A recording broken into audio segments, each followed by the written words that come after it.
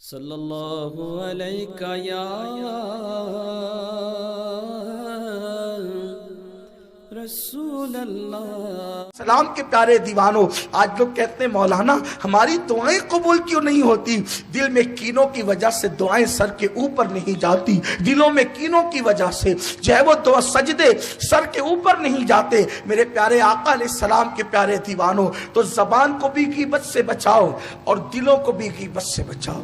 کبھی کسی کے بارے میں برا مت سوچو، کبھی کسی کے بارے میں بدگمانی مت کرو، اس لیے کہ ہم یہاں پر کس کے بارے میں جو چاہے سوچیں۔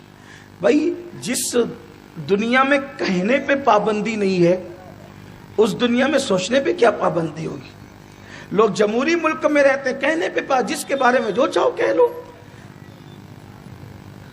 ملک جمہوری ہو سکتا ہے کہ جو چاہو کہو، مذہب اس کی اجازت نہیں دیتی۔ مذہب کہتا ہے جو کچھ کہہ رہے ہو کسی کے بارے میں،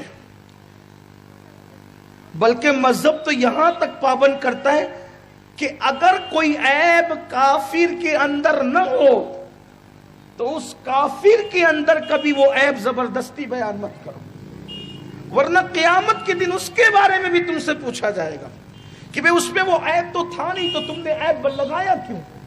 جتنا تھا اتنا ہی بیان کرتے، اس سے زیادہ کیوں بیان کرتے ہو؟ ایک مرتبہ کسی نے حجاج کے بارے میں حضرت ابو ہریرہ کی بارگاہ میں کچھ باتیں کی، اور وہ باتیں کچھ زیادہ تھی۔ حالانکہ حجاج تھا ظالم، جابر، بدترین آدمی تھا، کئی صحابہ کا قاتل ہے حجاج کئی صحابہ کا قاتل ہے۔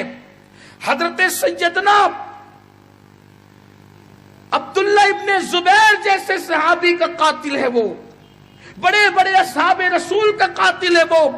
لیکن ابو ہریرہ رضی اللہ تعالیٰ عنہ کے سامنے جب کسی نے حجاج کے بارے میں بڑھ کر کے کچھ کہا تو فرمایا، حجاج سے قیامت کے دن تمہارے بارے میں پوچھا جائے گا کہ اس نے تم پہ کیوں ظلم کیا تھا، لیکن تم سے بھی اللہ پوچھے گا کہ جو چیزیں حجاج میں نہیں تھی وہ الزامات تم نے حجاج میں کیوں لگائے تھے، اس کے متعلق بھی اللہ تم سے سوال کرے گا۔ جب ایسے بدترین لوگوں کے بارے میں قدرت پوچھے گی تو آج جس کے بارے میں جو چاہتے ہو منہ کھول کے بول دیتے ہو۔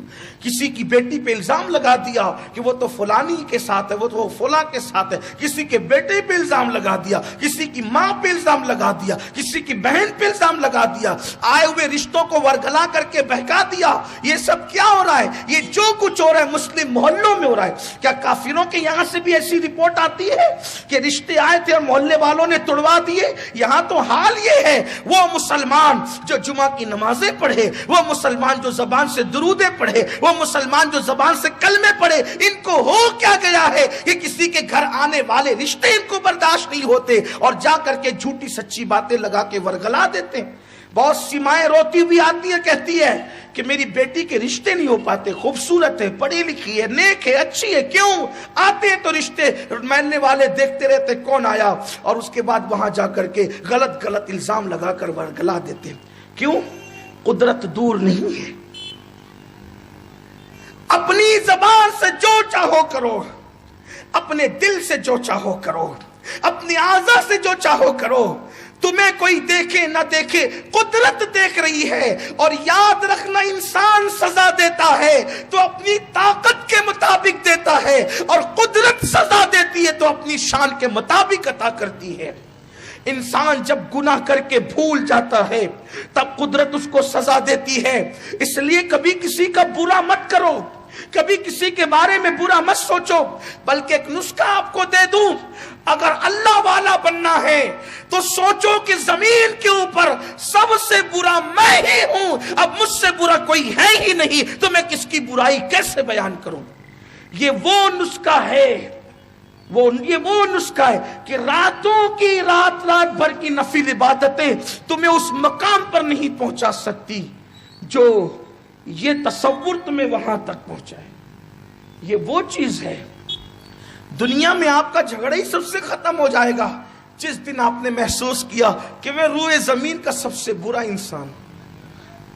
عاجزی کہتے ہیں اس کو، انکساری کہتے ہیں اس کو، عجز و نیاز کہتے ہیں اس کو۔